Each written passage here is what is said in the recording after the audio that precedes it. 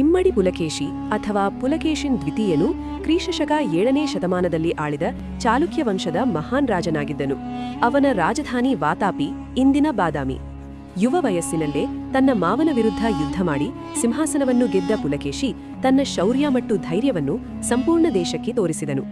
ರಾಜನಾದ ನಂತರ ಅವನು ತನ್ನ ಸಾಮ್ರಾಜ್ಯವನ್ನು ವಿಸ್ತರಿಸಲು ಅನೇಕ ಯುದ್ಧಗಳನ್ನು ನಡೆಸಿದನು. ಕದಂಬರು, ಗಂಗರು, ಕೊಂಕಣದ ಮೌರ್ಯರು ಮತ್ತು ಲಾಟರು ಸೇರಿದಂತೆ ಅನೇಕ ಶಕ್ತಿಶಾಲಿ ರಾಜರನ್ನು ಸೋಲಿಸಿ ದಕ್ಷಿಣ ಭಾರತದ ಬಹುಭಾಗವನ್ನು ತನ್ನ ಅಧೀನಕ್ಕೆ ತಂದನು.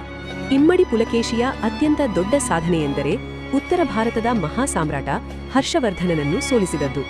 ನರ್ಮದಾ ನದಿಯ ತೀರದಲ್ಲಿ ನಡೆದ ಯುದ್ಧದಲ್ಲಿ ಪುಲಕೇಶಿ ಹರ್ಷನ ಸೇನೆಯನ್ನು ಪೂರ್ಣವಾಗಿ ಪರಾಭವಗೊಳಿಸಿದನು. ಈ ವಿಜಯದಿಂದ ನರ್ಮದಾ ನದಿ ಉತ್ತರ ಮತ್ತು ದಕ್ಷಿಣ ಭಾರತದ ಗಡಿಯಾಗಿ ಪರಿಗಣಿಸಲಾಯಿತು. ಪುಲಕೇಶಿ ಕೇವಲ ಯೋಧನಷ್ಟೇ ಅಲ್ಲ, ಕಲಾ, ಸಾಹಿತ್ಯ ಮತ್ತು ಉತ್ತಮ ಆಡಳಿತಕ್ಕೆ ಬೆಂಬಲ ನೀಡಿದ ಮಹಾನ್ ರಾಜನಾಗಿದ್ದನು.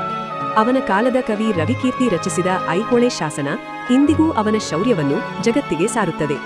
ಆದರೆ ಜೀವನದ ಕೊನೆಯಲ್ಲಿ ಪಲ್ಲವ ರಾಜ ನರಸಿಂಹವರ್ಮನ್ ಪ್ರಥಮನಿಂದ ಪುಲಕೇಶಿ ಸೋಲನುಭವಿಸಿದನು. ವಾತಾಪಿಯ ಆಕ್ರಮಣದ ಸಮಯದಲ್ಲಿ ಇಮ್ಮಡಿ ಪುಲಕೇಶಿ ನಿಧನರಾದರು ಎಂದು ನಂಬಲಾಗಿದೆ. ಆದರೂ ದಕ್ಷಿಣ ಭಾರತದ ಗೌರವ